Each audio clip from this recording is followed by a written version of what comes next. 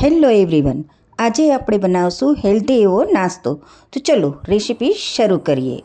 એક મિક્સર જારમાં મેં 1 કપ જેટલી સોજી લીધી છે. સાથે 1 કપ જેટલો ચણાનો લોટ લઈશું. હવે તેની અંદર 2 નંગ લીલા મરચાં એડ કરીશું અને 1 કપ જેટલી છાશ એડ કરીશું.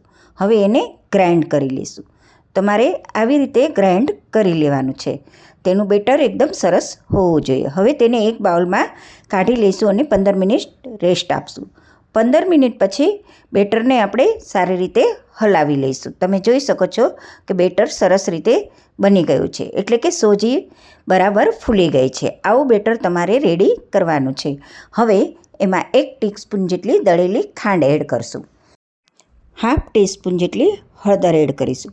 સાથે સ્વાદ અનુસાર મીઠું એડ કરી દઈશું અને એક જ ડાયરેક્શનમાં હલાવી બેટર આપણે રેડી કરી લેવાનું છે. હવે 1/2 ટીસ્પૂન જેટલી હિંગ એડ કરીશું અને 1 ટેબલસ્પૂન જેટલું તેલ પણ એડ કરી દઈશું અને એને સારી રીતે હલાવી મિક્સ કરી લેવાનું છે. હવે આપણે 1 ટીસ્પૂન જેટલો ઈનો એડ કરીશું અને ઉપર 1 ટીસ્પૂન જેટલું પાણી એડ કરીશું અને એક જ ડાયરેક્શનમાં હલાવી લઈશું, જેથી કરી તેમાં ગાંઠા ન પડે અને તમે ઈનોની જગ્યાએ સોડા પણ લઈ શકો છો. હવે ગ્રેસ કરેલા ટીનમાં બેટરને એડ કરી દઈશું અને સ્ટીમરમાં બેટરને 15 મિનિટ માટે કૂક કરી લઈશું. 15 મિનિટ થઈ ગઈ છે, આપણે ચેક કરી લઈએ.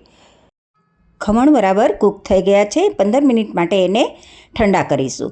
હવે ખમણને આપણે કટ કરી લઈશું. સોજી અને બેસનના ખમણ એકદમ જાળીદાર અને સોફ્ટ બન્યા છે. તમને હું બતાવું, જોઈ શકો છો તમે કેટલા સરસ સોફ્ટ બન્યા છે. હવે આપણે તેનો વઘાર કરીશું. 1 ટેબલસ્પૂન જેટલું તેલ લઈશું, 1 ટીસ્પૂન જેટલા રાઈ તલ લઈશું, લીમડાના પાન એડ કરીશું, 1 લીલું સમારેલું મરચું એડ કરીશું અને 1 કપ પાણી એડ કરીશું અને 1 ટીસ્પૂન જેટલી ખાંડ એડ કરી પાણીને ઉકાળી લઈશું. હવે આ વઘાર આપણે સોજી અને બેસનના ખમણ ઉપર પોર કરીશું. તો તૈયાર છે સોજી બેસનના ખમણ.